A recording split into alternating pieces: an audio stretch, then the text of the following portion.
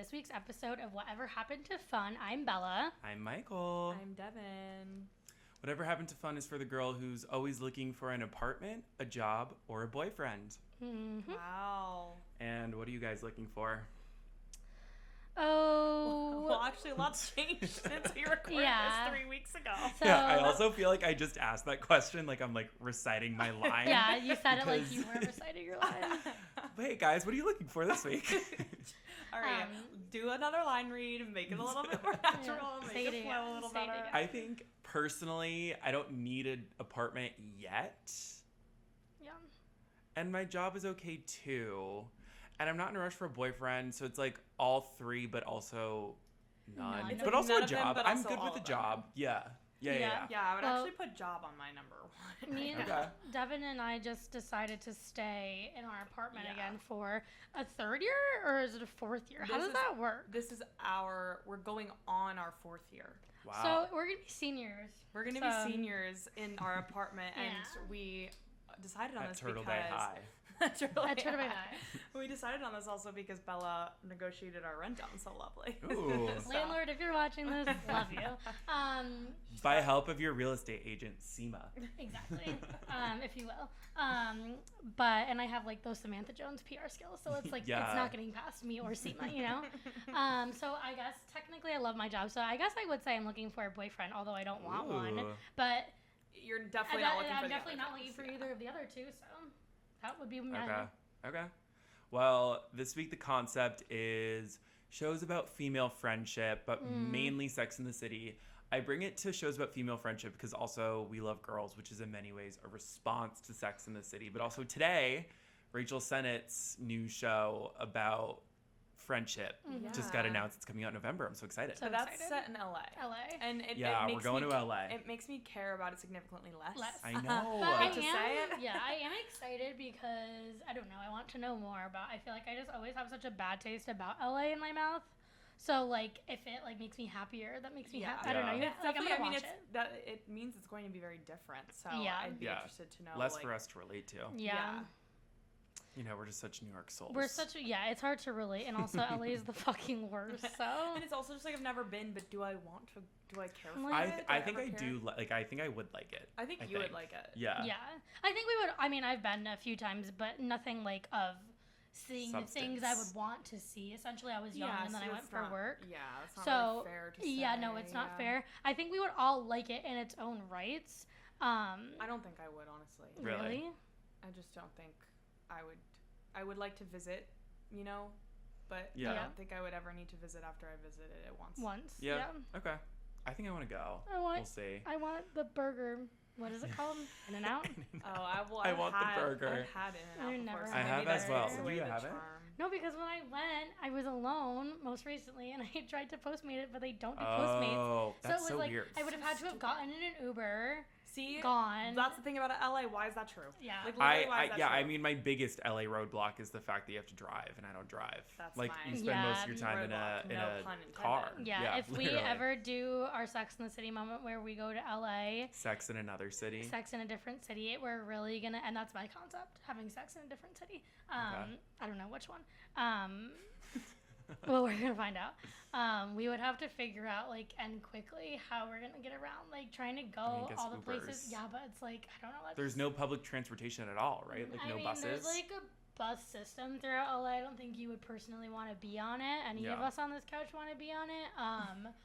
But also the Ubers are like significantly at least cheaper. They just like take so much longer. But like my thing is traffic. I Yeah. hate being in it. Maybe And that's my it's concept. so much. Yeah. It's the concept of traffic. I hate it in New York City. That's why I typically can successfully avoid it. Well, on Whereas I subway. feel like in LA you would There's be no avoiding it. caught in it. So. Yeah. Yeah.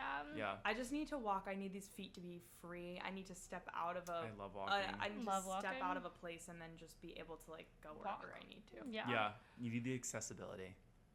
Well, All right. we are talking about Sex in the City today, mainly breaking it down through the lens of the feud between Sarah Jessica Parker, who plays Carrie Bradshaw, and Kim Cattrall, who plays Samantha Jones. Yes. I think last time we started with, when did you guys first watch Sex in the City? I believe I watched it the end of my senior year. sometime then before I remember like I locked in when I found out I got an internship in Manhattan and I was going to be moving here. Like I probably had like watched it a bit, but then I feel like I watched it again, either started it over or whatever, through the lens of like I'm going to be someone who's about to be living here. Yeah. You know The what I mean? concept of through the lens of. Through the lens of Carrie Bradshaw. If you Through will. the lens of someone who's on the cusp of their New York City. Yes. Yeah. It does change because I Yeah. think I also watched it in college. Well, first of all, I totally remember like the theme song, just hearing it around the house Dun, dun, growing dun, up dun. because my mom was totally watching it. One of the best theme songs. But I don't think it ever was one of those that I, when I was younger and my mother was watching it, that I really typically wanted to watch with her. Yeah. Because it was extremely unrelatable then. But I kind of remember like senior year. I remember like around spring break time, maybe after spring break is when I like watched I kind of feel like maybe that's the same for me. Mine was my senior year. Yeah. Yeah. It was a year before you Which guys. is a different senior year than ours. A but- different senior Just to year. be Through the clear. lens of my senior year. But yeah, That's and when I I watched feel it. like there would be even just a few years later more value in watching it back completely again, because now that we're all a couple of years into our city living, Yeah. it's like so much changes even in those few years that like we could Right. probably find ourselves relating more to the show now, Yeah. and even more so in another 5 years when we're all in our 30s, of course. Oh yeah. Yeah, I It's gonna can't hit wait in for your that. 30s. I I'm doing a can't wait. rewatch right now. I'm in like the middle of season 2. How beautiful. I know. I'm like about to see Big in the Hamptons. You know that episode? No. Yeah, with Natasha. Wearing that I love stupid Natasha. fucking hat. Yeah, the cowboy I hat. can't. Big girl, with take her. that hat off. It's like it's so embarrassing that this is happening to you and you're wearing that hat. It's so good. But at least she's Carrie Bradshaw, so it doesn't really matter. Well, one of the biggest legends of Sex and the City. The legends. The legends through the lens of the legends of Sex and the City is the much spoken about feud between Kim Cattrall, Sarah Jessica Parker. You guys know that line that's like, there's two sides to every story and then there's the truth. Yeah. What is in this big black envelope that only our YouTube viewers can see right now? You guys can hear it. Is the truth, because Hear I that, have Leather? You hear this giant folder. I don't know why I have it. What I have in these pieces of paper are both sides of the story. We are going to break this down, and then at the end we will pick our winner. We'll come to We'll come to a We'll come to our consensus. consensus. I have receipts, I have videos, Timeline. receipts, proof, Timeline, timeline, receipts. screenshots, Fucking everything. everything. Okay, Yeah. so let's go. Let's get into it. Our story begins in 1997. It is when the pilot for Sex and the City is first shot. This pilot is like such a non-event to Sarah Jessica Parker because basically, to like lay it out, the showrunners have like said in recent years that like at this point, like Sarah Jessica Parker was like a huge movie star. And like at this point, like I feel like now it's like prestige television is like what you would do. Like probably a big movie star right now is looking for a Sex in the City, but like back then she was not. Yeah. touching it was this. not like heard of. You want to be a movie star. That's Yeah, the goal. that's Yeah. it. Yeah, You don't yeah. touch And movies TV. were like a bigger deal back Right. then. And probably like paid more. Yeah, definitely. And so like she literally filmed this pilot and like forgot about it and like really didn't care about it, like almost didn't want to do it. She had like so many terms in her contract that were like no nudity, barely any cursing. She wouldn't do That's anything. crazy. Showrunner also broke down that Kim Cattrall was not at the height of her career when this went on.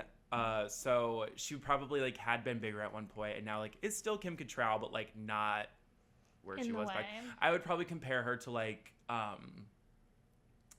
what's the lady from Friends, Courtney Cox. Yeah. You know, like Okay, she was yeah, big yeah. at one point, but like she's still big and like she still has her Yeah. name out there, but it's not like But it's not like she's like, I yeah, understand she's what not the you're top of her game. saying. Yeah.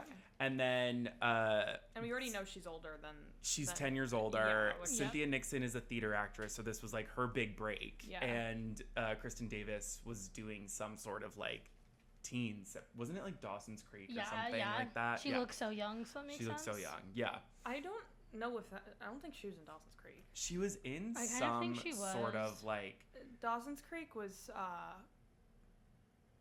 What's her face? I mean, maybe she was another part. I only watched a few seasons. Couples Retreat, Deadly Illusions.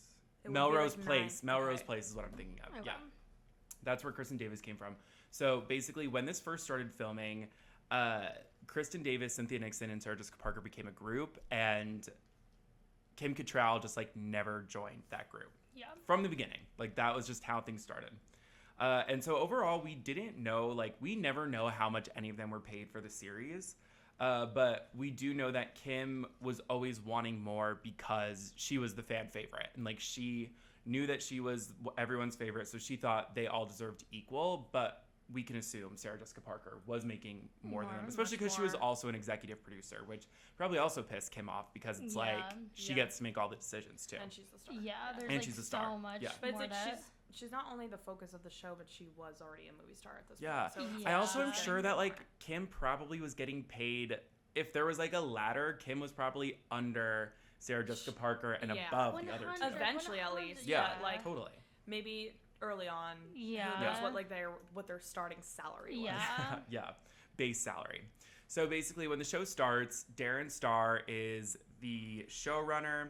Michael Patrick King is under him, and then there's this woman, Candace Bushnell, everyone knows as the real Carrie Bradshaw. She's the one who wrote all the columns that inspired the series. And so basically, after season 3, Darren Star leaves the show, and Michael Patrick King becomes the showrunner. And Candace Bushnell also sort of like stops any involvement she really has with the series too. Okay. According to the New York Post, at this time, Darren Star was Kim Cattrall's only ally, and so like the group was like Sarah Jessica Parker and Michael Patrick King, who are now like in power essentially, and Darren Star, Candace Bushnell, and Kim Cattrall were like their own group. Yeah. They were their own clique. And so basically the big sort of like reason why Darren Star and Candace Bushnell left was because Michael Patrick King wanted the continuation of Big into our story, and they did not want that. Darren Star wanted to work on other things. Candace Bushnell was like, this isn't what I really made anymore, so she stopped working on it. I see. So that's where we're starting. And kind of as a man hater, I would be interested to see how that other alternative version of that show like where goes. Big doesn't come. Where Big just like isn't as big of a deal, because after a while it's like, did you just kind of cling on to that one thing because it was doing well for you? 'Cause Right. You Yeah. didn't have other ideas, but Yeah. I bet there is like I an digress. alternate, because you know how like the finale episode has like so many alternate endings that they film. Like I Yeah. bet there is for like the beginning of whatever season 3, like so many Yeah. alternate. Yeah. parts Well, it's to also it. like the show is so different in its first 2 seasons because it's So like darker different. and like grittier which is and like typically very like it's Yeah. true that sitcoms, especially like when they get picked up for a season 2, like Yeah. they do vastly, they make a lot of changes. Yeah. from this season course 1. correction. Yeah. And Yeah, which is like usually for the best, but they do change a lot about And the show. remember, like I guess they all used to do like break the fourth wall. There'd be like all the introductions Yeah. of the different people, like that It's completely. Oh, the truly, talk like, to the camera, first yeah. The Yeah. pilot episode is like not like The first pilot episode is like you feel like you're like on a date with Carrie Bradshaw. Yeah, Like, well, it's also insane. like her literal apartment is different. Like I was watching it recently, and I like need to watch her that. computer like is in the back of the apartment, and there's like another window inside. I was watching, I was like, where the fuck are we? It was like we were We are not where I know somewhere. us to typically Yeah, be. Yeah. I did not like that.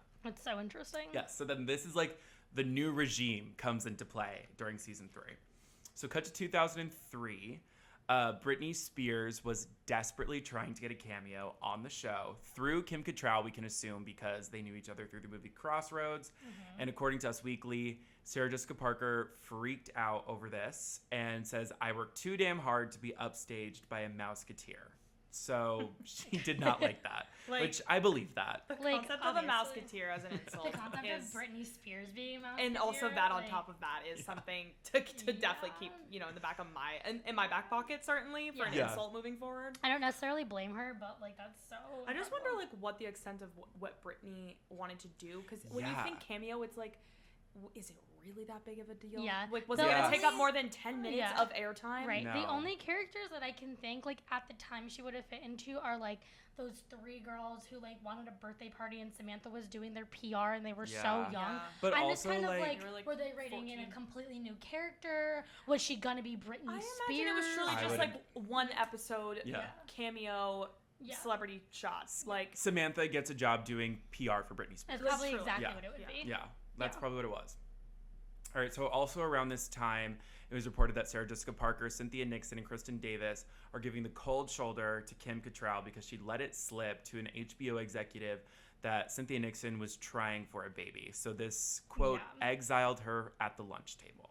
Which is weird because at this time, Sarah Jessica Parker was pregnant. So, I mean, it's weird that she was kind of like definitely trying to get into like their business and like like there is probably some sort of malicious intent in like letting that slip, but like how is that you don't accidentally unless she assumed that everyone else knew. But I would assume that if Kim Cattrall knew, who also, if she wasn't that close with these girls to begin with, maybe Cynthia Nixon said that under, you know, in confidence to her.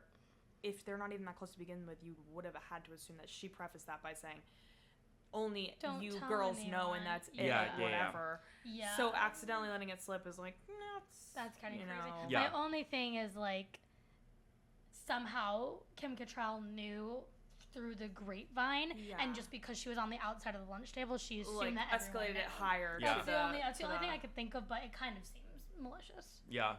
Also at this time, Kim's weird boyfriend was showing up to the set, which brought a lot of baggage along with her. This is the guy that she made that really cringe scatting video with. I mean, and also wrote a book about female orgasms with. Like any man who you're gonna get with and think that you guys should start scatting together is by yourself, sure. Probably just go like scat by yourself. Not helping your social cause. Scat in the Do corner. we know what this guy's name is? Skabadoo-ay. That's his name. I don't know. He wrote her book about female orgasms. Yeah, was he just like of any substantial, or was he just a guy? I'm sure he was just like a guy who's like maybe an actor or something. Yeah. Like somehow I'm sure he had some social presence. Maybe he was a jazz musician. Honestly, that's probably what he was. It seems that way. Yeah. So then the big Atlantic City episode happens, and apparently Sarah Jessica Parker rented a house without Kim Cattrall. So an HBO executive confirmed that Kim stayed in another house, but this was said to be just because of her husband and not because of like any type of feud. Right. Yeah. But like to our knowledge, Kim didn't know that was happening without her. Also. Right. Yeah, that's true. She didn't know what's happening. Purple Heart. 2004 comes along, and the show ends. And at this point, there is like weekly headlines about this feud. Kim is apparently totally iced out, even from the crew. She does not talk to anyone. And also at this time, Kim confirmed that the series ended because of money. She thought everyone should be dining out on the success, not just one person. And so she basically admits that the series ended because she needed more money. She thought she never said like it should have been just me, but she said like we all should have been. Right. But who else besides Kim was going at bat for that specifically? Like, do we know anyone else have made that kind of statement, or was it really just kind of Kim dragging everyone into it? It does just seem like, not that she's like necessarily wrong. But no, like from this point, it just seems like since the other girls never said anything, and they may have been like being controlled by Sarah, but it's kind of like, I don't know, if they were really getting paid that less, I feel like maybe the girls would have stuck behind her a bit on it, and it clearly just seems like a bit of a petty situation. I think it's a bit more of like ego. What's right and what's not versus like, are you actually not getting caught the correct check you deserve? Yeah. Going back to if Kim also thinks she's the fan favorite, so she should have been meeting SJP somewhere. Yes. Like meeting her salary. It still seems like it was just truly like motivated by that. Yeah. But I guess we'll never know the true pay discrepancy there, so it's hard to say. It's hard. But I will stand by, like, I don't think that it should have been insane, but I also, she's Carrie Bradshaw. The show's about her, so never for a second do I assume that she's not getting paid the most, certainly. Yeah. Like, right. Makes sense to me. No, it makes perfect sense. So 2005, we're at the Emmys. I'm sure they're all probably nominated this year, but Kim sat apart from everyone else. So Kristen, Sarah, and Cynthia sat together. Kim sat apart, but this was also the first time that she ever admitted that they're, quote, not the best of friends, but they are good coworkers. She said this on the red carpet. So I guess big. She does admit, like, we're not really friends. Like, you're getting actual, like, verbal confirmation. Also this year, basically the studio wanted to make the Sex and the City movie like immediately after the series, but it did not happen. And Kim was the one who held up the production of the movie. At this time, she got a divorce, and she said that from said weird husband, right. And she said that Sex and the City cost me my marriage because I was never home, and she said her husband got lonely, upset, and competitive. I think That's fucking crazy. The term competitive is like like, competitive with you that you're successful. Like that's crazy, and it just confirms that he was toxic, driving her to become Also, this was a relationship you got in while you were already in the show, so this man should have known what he was signing up for. Yeah, it's also just like, and you don't ever want to blame your success on like ruining your you should be blaming, if anything, it should like make you want to get back into production of the movie sooner and be like, my husband held me back in my career, versus like saying Sex and the City like Sex and the City didn't ruin anything. You married an insecure guy. Yeah, that's not your husband ruined everything. Like that's not Sex and the City's fault. Yeah. Also, now it also kind of confirms that like the bad marriage is probably what alienated her. If she was having such a bad experience, or at least a big factor that contributed to her having a bad experience, then that probably made her less friendly. Not less friendly, but like maybe not as excited to be there every day. That probably contributed to the downfall of her friendship. And what does that say to you? Like men ruin everything. Men a lot of fucking stuff. Everything they do, as seen in Sex and the City. As seen. Yep. All right. 3 years later, 2008, first movie comes out. The studio presumptively gave in to Kim's demands for salary. She does admit that she's glad she waited because she was able to spend time with her family. She finalized her divorce. And then also at this time, the four of them are promoting the movie like friends. Like, they are happy to be together at this time. Nothing bad happened. Everything is normal. 2009, they start making the second movie basically right away. But Kim says that the rumors of their feud are exhausting. A New York Magazine piece says that they are not on speaking terms on the set of the second movie, and it's making everyone uncomfortable. But this was kind of squashed when Kim went to the red carpet of Sarah Jessica Parker's new movie that was coming out at the time that was not Sex and the City. They linked arms on the carpet, and this was kind of a big deal because she had never gone to one of her film premieres. I want to see footage of that. So I know. I mean, it's like clearly the most PR of all PR movies, but it's still kind of crazy that it happened. Yeah, it's still crazy that like how stubborn they had been up until this point that they were like willing to do that. But it is crazy to see. Look, I know she's on the carpet with them, and even though she said that she's on the carpet with Sarah, like what letting go of a toxic man will do for you. At least you can go fake it that you like these girls. What's but, like, the modern equivalent of that? Of the relationship? Like a divorce like that? I mean, or is it, I'm thinking of like PR stunt being like when Beyonce and Taylor Swift showed up to each other's film premieres, not because they don't like each other, but that's because definitely a little bit of PR. That's not it though, because it's like they don't have reasons to dislike. Like, okay, I know it. Anytime Selena Gomez and Hailey Bieber have like pretended to like back each other up, that's remember when they like took a picture? Yeah, they took a picture at the Met Gala one year. It's like, y'all hate each other. Like, let's not lie to me. It was weird. Like, you guys were drunk off of martinis and were like, there's nothing wrong between us. No, you hate each other. Don't tell me that. All right, 2010 is when Sex and the City 2 is released. It gets horrible reviews. I think it literally has like what does it have? 18% Abu Dhabi. Like that's insane. Yeah. It's like 18% Rotten Tomatoes. But this is the first time that we learn their salaries. Kim Cattrall got $10 million for the movie, but Sarah Jessica Parker got $20 million. I mean, pretty big difference, but also that's just a lot of money. I just truly can't grasp that sum of money regardless. Right. Yeah. I'm just like I get that's a big difference, but I do know it's a big difference, but it's like you're telling me you're not going to be happy with 10. Like that's crazy. Like but I think what we know about Kim so far is that it's not about like what necessarily she deserves. It's alone. It's the principle of it all, and it's the principle of what other people are getting paid and the equality. I just also like, kind of she's always trying to stand. She's on her standing on the line of equality. Yeah. I don't disagree with her. I almost just wish like this 20 million number could be broken down into what she made for playing Carrie Bradshaw and what she made for being the executive producer. Like that maybe would make me understand a little bit more. I also, you know what I mean? What's so interesting is like, I feel like it's kind of like this is so not the conversation that we usually have about these things, because it's like, it would be one thing if Chris Noth, who plays Mr. Big, was getting 20 million and Kim Cattrall was getting 10 million. But like, I mean, it's not like it doesn't invalidate her argument necessarily, but like, it's just kind of interesting that like, I feel like so many of these pay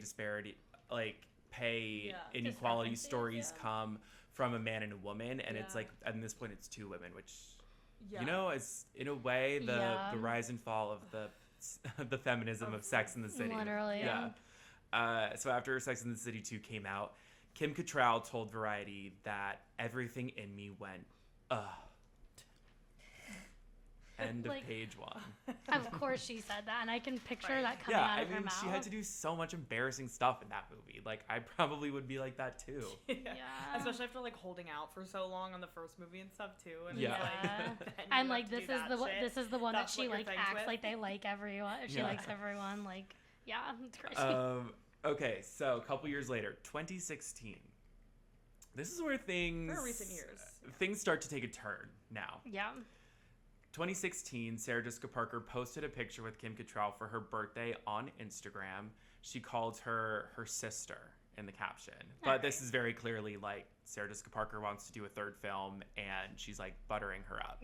That's insane. Like, I know that we have all studied PR in college, and this is what we're seeing is just blatant PR moves, but sometimes it's insane to see like it in motion. It like so clearly in motion, and also someone like SJP who is like so obviously like giving into that, like you're not even trying to be discreet about your PR moves.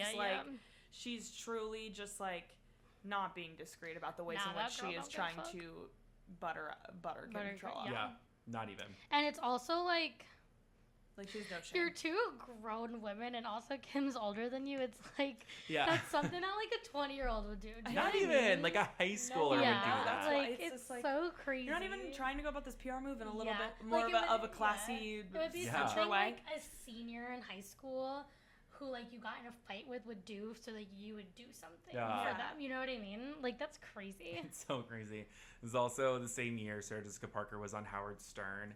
He asked her about the feud. She was like, basically freaked out, being like, if someone calls it a cat fight one more time, I'm going to lose my mind. But this is when she delivers one of her favorite points for the first time, which is, who went on the set of The Sopranos and asked them if they're all best friends? She loves that argument, line. Which is true. It's like, she's not wrong with that, but it's like, you could tell she really, really clung on to that one. She still says because it today. She maybe didn't have that much other to say about it other than, I'm going to deflect from my personal behavior and actually just try to make a feminist comparison. This is also probably a good time to bring up that like Sarah Jessica Parker is like extremely protective of like her image and just like always wanting to come off as like a professional, nice, extremely polite woman who like refuses to curse. She pretends she doesn't smoke, even though rumors about she is a smoker. Or like basically the opposite of what Kim Cattrall's character also, and I'm sure Sarah Jessica Parker is a really nice woman in person too. Like everyone loves her, but like I think she's so protective between of it. That, what you just said, and like kind of answers like that about on interviews of comparing it and kind of like deflecting the personal nature of it to like, oh, did they ask the boys on this XYZ for that? It's like it's all just like very like calculated political response, like political type, like debate, presidential debate vibes. She still does it today. Like when she goes on interviews about Carrie Bradshaw, she'll be like, well, no one ever says Tony Soprano's a bad guy and he's killing people. And it's like, well, you play a character who objectively makes horrible decisions. So like, I don't know what to tell you. We're not saying that like we hate Carrie. We're saying like, maybe she shouldn't have cheated on Aiden. Maybe she shouldn't have broken up a marriage. Like, there are things you shouldn't have done, girlfriend. And it's a character. Like, you're objectively if anything, I mean, I think they do kind of like that so many people are so attached to it that like they have feelings that are that strong, but it's also and like that's what makes this it so is where wonderful. like our parasocial relationships with Sex and the City come in. And I do think it's also probably like at this point too, not to negate that kind of reaction from either of their sides, because they probably are both regardless of what terms they're on, if they've been on terms, bad terms, regardless, when they're kind of like going back to the thing of a couple years ago when they say like don't call it a cat fight or whatever. It is kind of like regardless of what terms they're on, they probably both are very separately very exhausted about being asked about it. Right. And it's probably not helping the cause. It's kind of like we don't like each other, but like you guys are all making it worse by just you're adding fuel to the fire. You're making this seem worse than it is, which is just making us more frustrated. And that's just kind of what it's like to be obviously a celebrity. And get so like I don't again like an SJP response like that. It's not like you're saying the wrong things, but I'm sure it's just like I think about how like it must have been like so much for them. And even at the time when, like, TikTok wasn't a thing and stuff like that, and, like, thinking about, like, friendship breakups we've seen now, how, like, it adds to it because they have to see it every day. Like, I just wonder in what capacity, like, I think about how much it is now. Like, how much could it have actually been then? Do you know what I mean? Like, were people running up to them? Or, like, getting newspapers that said it in magazines, like, stuff like that? I'm sure, like, tabloids were really bad back It was then. really, probably was, like, it's, like, right in that, like, paparazzi tabloid era. So where you're, like, leave your apartment and they're, like, asking you questions. So frustrating. Whereas, like, now it's, like, people just probably making, like, green screen TikToks about it. And it's, like, that has less kind of, like, it has some less impact. No, absolutely. So 2017, back on our timeline, Sarah Jessica Parker confirmed that Sex and the City 3 was written, but it is not happening. She says that it was totally ready to go and they were about to shoot, but it was shut down. So the Daily Mail confirms that Kim Cattrall was the one who shut this down, mainly for salary disputes. And she like wanted Warner Brothers to produce a bunch of projects for her. She wanted all these demands. That's according to the Daily Mail, but Kim Cattrall denied it and said, the only demand I made was to not do a second film in 2026, which is a pretty great line from her. Yeah. A couple days after she said that, Willie Garson, who plays Stanford, the late Willie Garson, tweeted, "Dear fans, because I'm, quote, toxic, I'm going to negotiate a contract for 6 months, not come to terms, and then say I never wanted to do it anyway." And that is a deep cut extremely bitchy. Also, like the golden years of Twitter as well. Yeah. Like, you know that was someone just would like tweet that. Absolutely cutting through the noise. Like that's insane. I don't even know. I like that from him. Also, definitely being tweeted by someone who maybe just like bought a car with what they thought was going to be Sex and the City 3 money, and then I mean, to be fair, it's like if it was about to shoot, like that's gotta be frustrating for everyone sure involved. It was, like, but for in the 11th hour, a small character for like him, he's like, this was literally the last thing I had on my fucking like. I mean, he's like, private stew. No, literally. Okay. Then what I call the first tower happened the very next day when Kim Cattrall appeared on Piers Morgan, and here it is. And I'm 10 years older, and since specifically the series ended, I've been spending most of my time outside of New York, so I don't see them. The common ground that we had was the series, and the series is over. I just wish that Sarah had been nicer. I mean, it's so bad. So nuts. The like sigh from the crowd is so sad. Yeah. I mean, that is like really cutting in, I think. It really is, because she kind of starts off with just saying like, these are the facts, and we're not, and especially because we weren't that close to begin with, I don't feel they need to talk to them now. But then her kind of reflecting is basically her being like, but this could have been at least slightly different if SJP had just treated me differently. Right. Yeah. And then you kind of see like, and not like she's being emotional, but then you kind of just get that little like tug at the heartstrings. Breakdown. Yeah. That was a and little it's like or thinking and reminiscing of like, but if this had happened, that answer could have been very different. And wondering what she did that was so mean to her. Like, could have been nicer is such like specific terms too that it's just like such a way of saying that. I think to this point it's not like there has ever been a blowout, right? There's not been like this crazy feud. I think both of these women were like are very different people and probably were just maybe never destined to be the best of friends because they were always destined to like butt heads. But it kind of seems like that's how it seems to me. And yeah, it's not like Kim is alluding to something terrible that SJP did, but I think it's like sometimes it might be worse for those like little mean girl behaviors to add up, and maybe that, like that's kind of what Kim is like painting the picture to be like. She like Atlantic City House, like XYZ, like it just all felt very like kind of behind your back. No, I think the odds were stacked against them.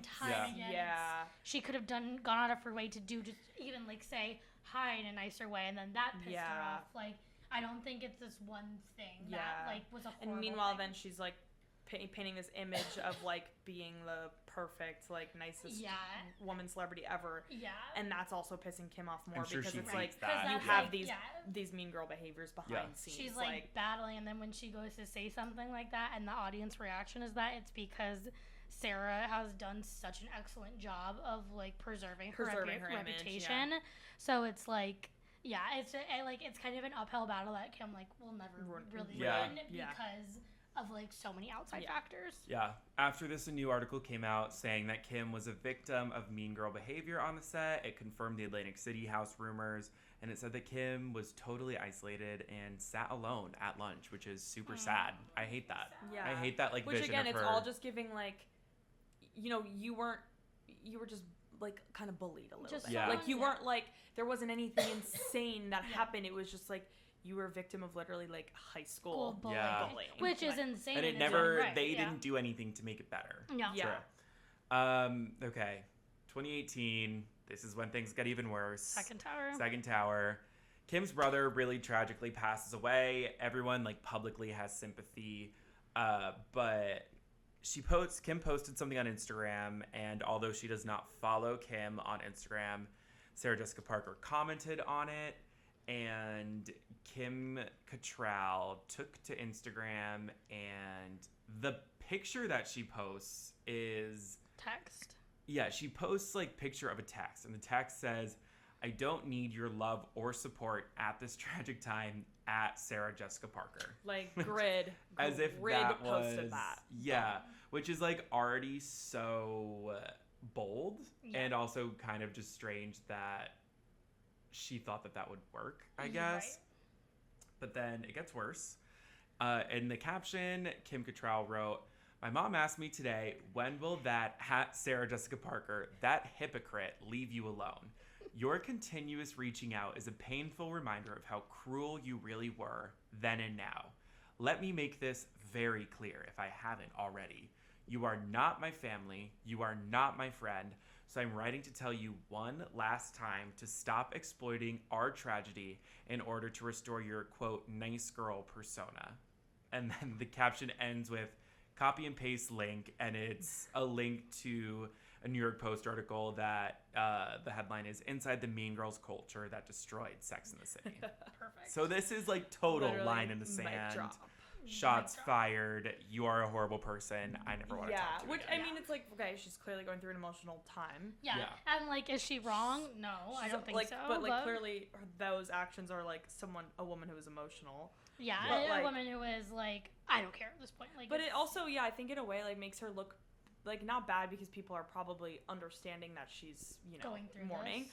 But it also is like, it's giving like. To the surface level, it's like, oh, SJP was trying to be nice, and Kim Cattrall is like freaking out, right? Mm-hmm. But to me, that's also like, if you are like a victim of these like million little slow snide things throughout your life, and so like every time this person tries to be nice to you, it's just another like larger stab in your back because it's like you're trying to do this PR move. Meanwhile, you were never truly nice to me. Right. It's like it almost is like. She had to take that for so long that it feels like screw you, like this is I'm blowing up right now because I took all of those little digs for so many years. And then it was the big final blow. Yeah, absolutely. So a little bit of time after this, Sarah Jessica Parker was on Watch What Happens Live. Let's listen to her side of this. Just heartbroken. I mean, that whole week, you and I spoke about it endlessly because I was just, I don't know, I found it very upsetting because that's not the way I recall our experience. So it's sad, but I'm kind of, I don't know. I always think that what ties us together is this singular experience. It was a professional experience, but it became personal because it was years and years of our lives. So I'm hoping that sort of eclipses anything that's been recently spoken. That is the work. I mean, everybody will have to love Morgan that you were. I feel like this also just is making me realize right now that like Kim is that coworker who's like, I'm gonna come to work every day, do my job, and go home. And Sarah Jessica Parker is the one who's like always trying to organize a happy hour outside of work, where it's like she wants to be like real life friends with everyone. And also maybe not doing her work fully, but is definitely like trying to kiss the higher ups. Yeah. And she's good at it. Yeah. And then when she's at lunch in the break room, she doesn't let Kim Cattrall sit at her table. Yeah, that's absolutely the situation. Yeah. Good way of putting it. Yeah. It's also worth pointing out that like even at this point, like Kristen Davis and Cynthia Nixon like have never spoken about this. Which is crazy. I mean, we're at 2018 right now. Yeah, I mean, gone through a lot of it, and they haven't. Yeah, they did not throw their 2 cents in. NDAs that they are under via Sarah Jessica Parker. Parker. Their teams had to have been like so. Stay the fuck like out of it. Do not or like when they went in for interviews, like that was very much on the do not ask list. Or like that's crazy. Yeah, even that they were never pressed. Yeah. Yeah. I think also it's probably like they know that. Like, they want to keep doing Sex in the City, and they know that the way to more Sex in the City is through Sarah Jessica Parker. So, like, I don't think they're crossing that. No, and I think I do think they legitimately like her. I think they are friends, but, like, I also think that, like, in their minds, like, they're going to kiss the ring because they want to stay on. I agree. I think they're friends, but I think they're, when they're behind closed doors, they're like, whatever we gotta do to get the next fucking check from Sex in the City, just fucking and it's just like they're the two people that are closest to this, for lack of a better term, like feud, and it probably is just this thing of like what we're seeing is like we're not necessarily majorly picking sides, but it's truly like we know both of these women very well, and they're just very different, like and different. They are both very deeply. It's staying true to what they believe is their own reality, and both of their realities are extremely different. Budge on that either. They're very I believe like they're both clearly in their own realities, but like considering like that clip that we just heard, like what we were saying before, like I don't think SJP necessarily really answers the question. Yeah, she doesn't. She doesn't answer the question, and instead she just kind of gives this. I hope our through line of the work trumps this little thing that's happening, and it's like you're kind of deflecting. I don't know what it's called in English when you like don't answer the question by like trying to like bigger picture it. Yeah. I think it's like bigger picture. Yeah. I don't know. And like also deflect. Yeah. And also when she says like it shows how manipulative she is when she says to Andy Cohen like. Okay, not too much, not manipulative. Well, she says, and we've talked about this extensively, like, she's trying to get everyone on her side. It is manipulative. It is. Yeah. On live television, she says that. Well, she's my girl, too. I love her, but the bitch is manipulative. Absolutely. And she's also an actress. Like, we're both looking at actresses, so. Yeah. She knows how to play the part. Yeah. Well, coming up next is from someone I'm sure everyone is wondering what he has to say, Smith Jared. Of course, everyone's he had to throw his thoughts in there. Someone asked him when he was like promoting like a Hallmark movie or something, and he basically said like, miss him. He said, I've always been like raised that if you don't have anything nice to say, don't say it at all. So all I'll say is that Sarah Jessica Parker was always very nice to me on set, and like does not mention Kim. That's like right. And it's kind of like okay, those 2 minutes of screen time you had with Sarah Jessica Parker were like how much did you guys need to interact behind the scenes anyway? Yeah. I mean, then maybe Kim was kind of unpleasant when they were together, but also like he did spend most of his time with Kim in like the later years. So it's like she was probably miserable at that point. Really, actually really great point to the later years points. Like I mean, if there was any saving grace for Kim, she was already checked out by that point. Yeah. Like, she was, like, already, you know... Yeah, she'd probably done. Yeah. She's filming her scenes in quote-unquote LA, not with everyone else, and probably coming into work and be like, fuck this, fuck that, da-da-da, put sushi on my body and don't say anything about it, like that kind of stuff, so... Then later on that year, there was the leaked Sex and the City 3 plot points, which is that Big does die in the shower, which ended up happening in episode 1 of And Just Like That, and that Brady sends Samantha dick pics by accident, which is and that's fucking crazy. horrible. Yeah, I mean, I probably would not want to do that as well. No, if I was her. I would not want it to continue to be like used as that way. 2019, we get the iconic Kim headline. I do not want to be in a situation for even a moment where I am uncomfortable. And, like, you know what? Preaching to the choir there, Queen. Yeah. She says that she went above and beyond for the series. She took it past the finish line. And she also said something really interesting that she said, why didn't they just recast me? She was like, let someone else do it. That's delusional of her to say. I don't think, I mean, this just proves that she's responsible for Che. And I will hold her accountable for that. The domino effect of that. Samantha to Che. Basically. Yeah. All right, 2021 on Valentine's Day, the 3 stars, Sarah Jessica Parker, Cynthia Nixon, and Kristen Davis all posted a video on Instagram announcing And Just Like That the series was coming back in a new title, new sort of like structure, but no Kim, and that Instagram post was also how Kim found out about it. That sucks. Yeah, really sucks for her. But also she said she wanted to do it. She said for so many years she never wanted to do it. You would think someone on her team could have said, like, or hey. even just, like, through the grapevine, truly. I'm surprised she didn't, like, hear about it. Because I think they have said, like, it almost would have been, like, disrespectful to offer her the series because she had said so many times no. So in that sense, it's like you can't really be upset if, like, you said so many times. I've also said I have told you guys so many times no. Yeah, it still stings. I understand that. Yeah. But you said no. 2022. This is the year that is the kind of like renaissance of Kim because it's just after the first season. And it's when she was, like, really going hard with, like, PR. Like, she was always going to, like, fashion shows. She did her Skims campaign.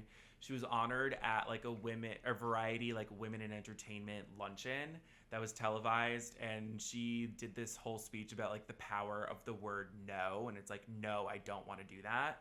And she shows up to the luncheon with, circling back, Darren Star, Candace Bushnell, and Patricia Field, who Patricia Field did the original series, the first 2 movies, but did not do And Just Like That.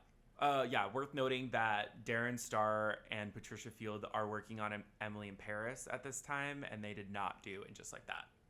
I think Patricia Field is fully retired at this point, though, because she did the original Devil Wears Prada. And she's the costumes, right? She does costumes, yeah. She did the original Devil Wears Prada, but she's not doing Devil Wears Prada 2. And the And Just Like That costume designer, who worked under her throughout the series and the movies, is just taking over for Devil Wears Prada 2. Interesting. Yeah, I forgot her name. So 2022 is kind of like the year Kim taps into her celeb status, is constantly like patting herself on the back for saying no to And Just Like That. Kind of a victory lap in a way. Like everyone hates this show. And like if there was ever doubt about her like mindset and the reasons why she was making the decision she was, it's like it's very clear this now. is what I'm doing. Like this is me. Yeah, absolutely. So 2023, both of the shows that Kim was on get canceled, Queer as Folk, and I think it was called like Glamorous. That was like a Netflix show, how she was like basically Miranda Priestley but Samantha Jones.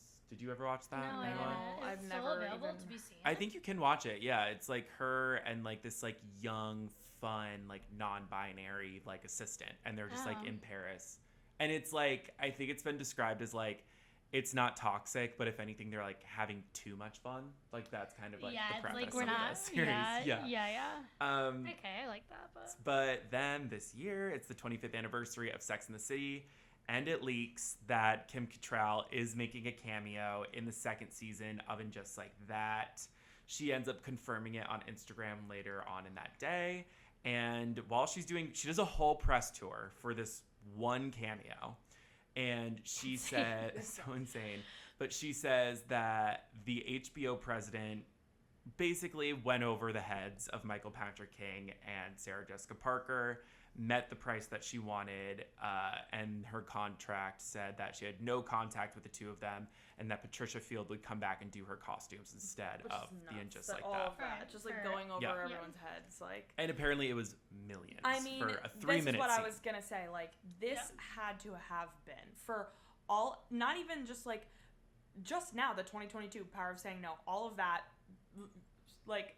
That being the period on her whole career, like, sentence of why she said no to the movies and all of this. Mm-hmm. And then a year later to come back and say yes to that. It had to have been. It had to have been insane. And it had, I'm sure, as you said, like, so many conditions for her to have said yes to. I also wonder if, like, those, like, 2 projects that had just gotten canceled, if she put her own money into those. Mm-hmm. And, like, she really, like, there was more of an incentive for her to do this. She needed some, like, I would never assume that she's, like, broke at this point, but maybe if she's just, like, knowing that she had, like, 2 projects that did not take off, and maybe if she put her own money into that of sorts, like... Yeah, that's a good point. She might have needed I do, more. I wonder how, like, that went down. Like, if they reached out to her, because it just seems like the team that's on and just like that, right, is not her people, and they're stubborn, and then she's stubborn. Like, I just wonder how that went down. I remember her watching her on The View, and she's like... You, like... Oh, great. That's why I'll call her back. I remember, like, watching her on The View, and she was like, well, when the president of HBO calls you and says, like, name your price, how can you say no to that? Basically. Yeah, It was, like, I do, almost an exact quote. I wonder, like... I just can't imagine Sarah Jessica it was Parker literally was just like, her sitting in a car for, like, 3 minutes, and she got millions for that. Yeah. I just can't imagine Sarah Jessica Parker wanting her. I feel like it would be a situation of, what did she say about Britney Spears? What? That she didn't want to be upstaged by a Mouseketeer? I don't want to be upstaged by Annabelle Bronstein in a car. No, literally. I can't believe that wasn't her attitude about it. So. However, this year, actually, I should go back and say that in 2022, when they were doing press for the first season, Kristen Davis, I remember she did a lot of press for that, and she said that, like, people were asking her about Samantha at that time, and, like, basically her way of, like, getting around it was, like, we all love Samantha, and we love that the audience loves Samantha so much, but, like, never says Kim Cattrall. Yeah. Cynthia Nixon, who definitely is, like, a little more, like, brave and, like, kind of doesn't give a fuck, said, we wanted to do more of this show, and we didn't want to walk on eggshells around someone who was unhappy to be there. And that's fair. That's fair, yeah. I mean, on you know, all accounts. On all sides, yeah. Most things are fair. It's just people are crazy, but they're not fair. So cut to 2025. We are... Wait. And Just Like That has just ended. Yeah. And actually, it's kind of maybe good that this, episode got delayed, because we do have a development in this, and it is that Mr. Big has picked a side in the feud, and he has taken the team of Kim Cattrall. Oh, really? Yes. He publicly wished her a happy birthday on Thursday, making him the only person in the Sex and the City cast to do so. And he has commented, "Happy birthday, Kim." Wow. I mean, he's kind of exiled from the crew, too, now. Yeah, but he's a horrible That's person. not necessarily the guy you want on your side, certainly. Yeah, so, like, I mean, I don't know how much of a victory that is for Kim, It's but... like she sees that and she, like, throws her phone. She's like, she's what like, the this is fuck? not what I wanted. Yeah. Yeah, I mean, I'm just going to pretend in my head, like, that's Mr. Big and it's not Chris North. That's how I thought about it. Yeah. So, in that regard, I'm happy for her. But in any other regard... in that regard, he is dead. In the other regard, he's wishing her actually a happy heavenly birthday from heaven himself. Yeah. But yeah, the series just ended. So we have no more Carrie Bradshaw until... I'm predicting there's going to be an Just Like That movie in 10 years, and Kim Cattrall will come back. We are going to write Sex and the City musical also. Yeah, also that. There's more Sex and the City from us. Yeah, don't worry about it. And in the culture, it lives on. It will always live on. With everything, and it's so impactful. Mm-hmm. Well, that's why I'm saying. That's why everyone I think a big reason, it was, like, there were parts of it that were bad, but, like, I do think a big reason why people hated it Just Like That was because, like, we have this kind of, like, idealized and, like, romanticized version of Sex in the City, and, like, that was, like, taken away, sledgehammered for Just Like That. I have a question. Yeah.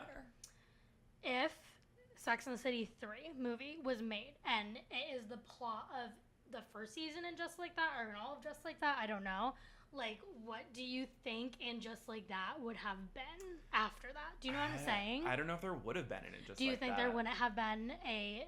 Because like technically the third movie they probably wouldn't have been as old as they are now. Like it wouldn't have been in the same timeline. Yeah. Because now it's like sex and just like that was like menopause was like a frequent. Which I don't think that would have been. I mean, I think Sex and the City 3 would have happened in like 2016.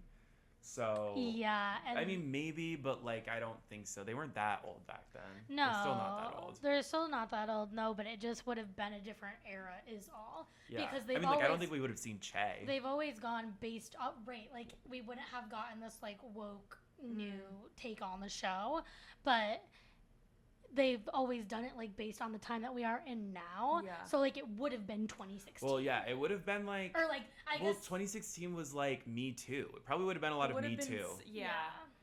Honestly, it would have been Carrie takes on Me Too.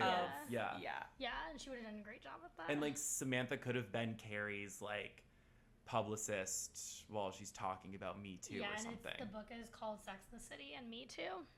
Me Too. Me Too in the City. Me Too in the City.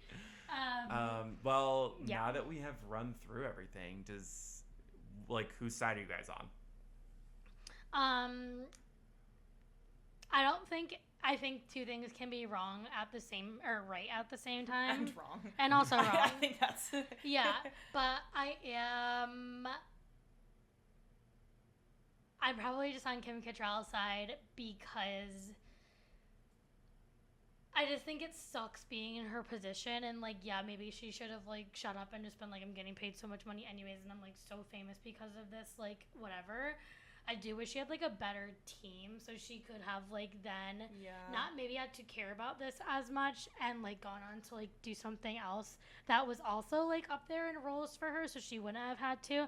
But I just at the end of the day, like I can't feel bad for Sarah Jessica Parker because she just always has the upper hand no matter what, and like she's always gonna look okay in the public eye when like I don't think either of them should necessarily look bad. Do you know what I mean? Yeah. And I feel like Kim just ends up like looking a little bit worse because she's like dramatic and emotional, and I just like feel for her in that regard. No, I feel for her because I think like Kim, she winds up looking crazier. Yeah. And I think she looks and I don't think that's because the case. SJP has repeatedly just not admitted to any of the behavior that she's so allegedly was doing, whether it was like outrightly terrible or just like very small, like mean or manipulative or like slimy or whatever sorts of ways that she chose to be not the nicest girl. Like I can see that being true based on the way that she so desperately like upholds this certain image. And for Kim, who has kind of chosen the exact opposite route and stayed really headstrong, she comes out looking and performing, like generally she's not as successful. And she comes out looking quite crazier. So I think if that's all true, it's like we sympathize with the person who is trying to be like more authentic, true to their selves. But as I've said, these women are very deeply steeped into their own realities. So like I believe SJP also believes what she's saying as well. It's just like they were destined and to be. I don't want it to go like unsaid that like I don't blame SJP for the way she's acted. Like she has coveted this role that is so famous, probably one of the most famous female roles of all time, if not the most. I don't blame her for being particular and being like my way or the highway. Like this is her role. She is Carrie Bradshaw. I don't blame her, and she's an executive producer also. So it's not like she's like going and stepping over toes. Like she is the toes to step on. So I don't blame her for being particular about something that like it's her thing. You know what I mean? I know Samantha's huge, but like it's Carrie Bradshaw. I don't blame her. I just think like I think if at least like once during the show like she went at bat for Kim a little bit more, that would it have could have all been completely different. Yeah, she should have made a statement just saying like there's no bad blood between us, and like I like and like done the same thing in person. No, I don't mean a statement. I mean to Kim, because clearly her thing is like she's been making the statements that don't reflect what she's actually doing. So I think if it came down to even just like a little bit of the money thing and like inviting Kim to the fucking Atlantic City house, like I think at least she did any of those little things. Like like she could have at least, you know, fostered it a little bit. Yeah, I think I am personally Team SJP. Yeah. I think that, I don't know. I think I just, like, that Kim interview on Piers Morgan is, like, a tough watch. Like, yeah, I think that's kind of her low point. Like, I think that's maybe worse than the whole thing on Instagram because, like, she clearly was just going through a lot at that moment because her brother had just, But it's a low point because, like, I'm sad for her. Yeah. And I believe it's a her. bummer. Like, I'm sad for her because I believe that her. this has been her reality. Yeah. Like, And then my main thing is, like, I kind of think that, like, if you went on an entire press tour in 2022 about the power of saying no, you should have stuck to that. It's like, she kind of sells out her argument by she totally sells out taking on that cameo. Yeah. So, I mean, she wins that. It's like, she's still winning in a way, but it's in a way of, like, not in the way of what she's been preaching. It kind of is like, she really does take the Sarah Jessica Parker crown at the end of it because I think everyone's begging her to come back. Like, then at that point, it's like, she's kind of above them in that because because I don't think that they were really happy that the president of HBO went over their heads and didn't tell anyone that this. I think they were probably pretty upset. The fact that happened to her is so fabulous that I wouldn't want to have rejected that too because it's like, if that was so on her own terms though, then it's like, well, fuck you. SJP has gone to have her cake and eat it too. Like, why don't I get to now? Yeah. And I'm sure that they're also like, we're doing all this hard work. We're showing up to set every day. We're doing work for a full season, and she gets paid probably more than they would for one episode to do a 3-minute cameo. That's the really, like, biggest get your it's like get your bag, but then it's also like, that's kind of the same behavior that she was maybe complaining about before. And now it's like, she probably with that, like, made every other dollar that she ever complained about. Do you know what I mean? Yeah. It's tough. I don't know. It's truly like no one wins. Two different evils, probably. It's the real losers in this are all of us, the Sex and the City fans, because, like, we just want our girls to get along and be friends again. We, like, have this, like, view of how they are. So, we're the losers. They win.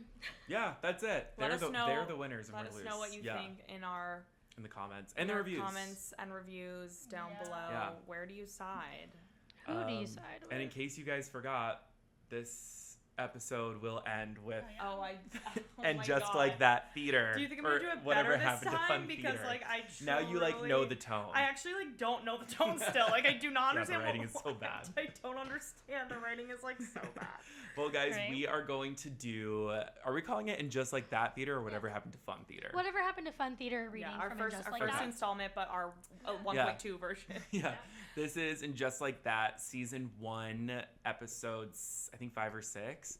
And I really like this scene because it was filmed like right near my apartment in Battery Park. So it really holds a place close to my heart.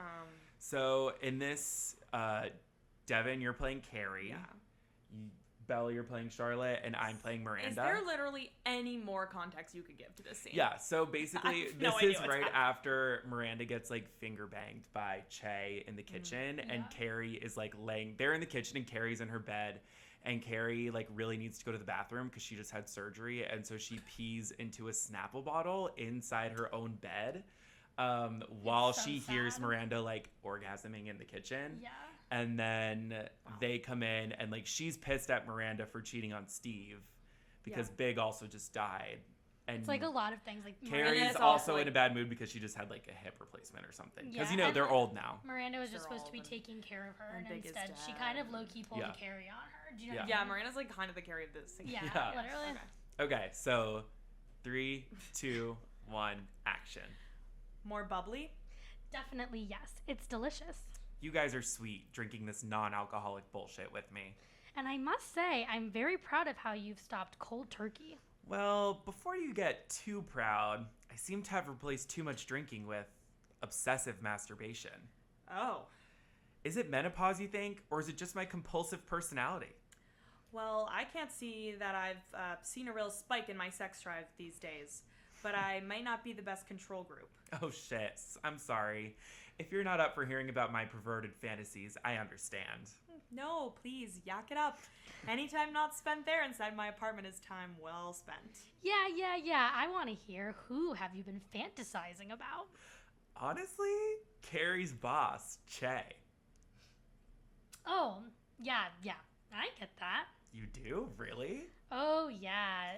Che is so cool and charismatic. In fact, I even had a sex dream about Che after that comedy concert. We were on a ferry, and I can't remember the rest. Well, mine are a little different. They're not so much as a fantasy as a replay. What do you mean?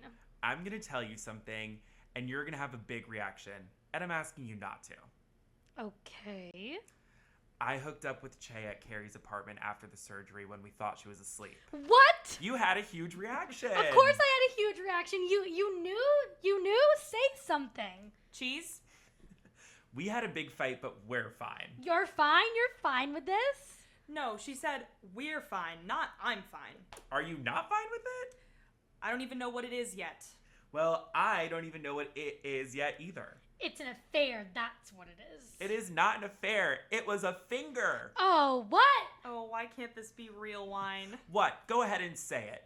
I can feel your judgment just emanating from your pores. It's not judgment, it's surprise. Am I not allowed to be surprised? You're allowed to be whatever you want. I just don't want to focus group this. Listen, you brought it up and we talk about everything, so you can't just suddenly change the rules. That's true. We should probably take a vote, but it'll never pass the Senate. And Carrie, why do you keep trying to make this nothing? It's something. No, you know what? Big is dying. This is, well, as I said, I don't know what this is yet. So, are you gay now? No, I don't know. You said yourself you're attracted to Che too. It was a dream. I was on a ferry. That's not the same thing. And anyway, it's not as simple as gay or straight.